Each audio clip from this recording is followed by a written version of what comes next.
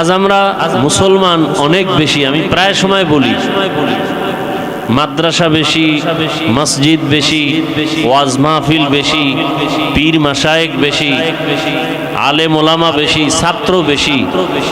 এরপরও কেন আমরা বেঈমান নাস্তিকদের কাছে দুর্বল?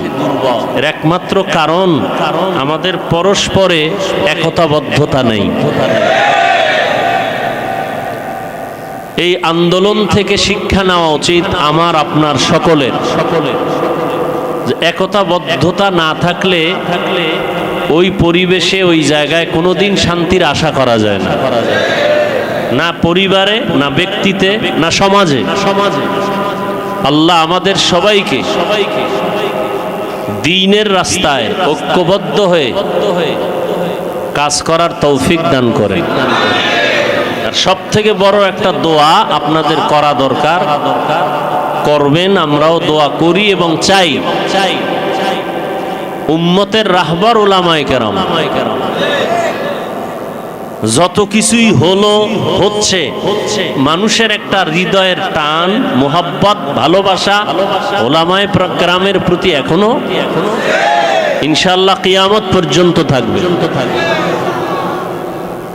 সেই ওলামায়ে কেরামদের মোহাব্বতের অবস্থানটা আরো মজবুত হবে যদি ওলামায়ে কেরাম আমরা ভেদাভেদ ভুলে একতাবদ্ধ হয়ে যেতে পারি, আমাদের মুরব্বীরা এক হতে পারেন, তাহলে ইনশাআল্লাহ ওলামায়ে কেরামের এই একতাবদ্ধতা মুসলমানের জন্য সফলতার পূর্বাভাস।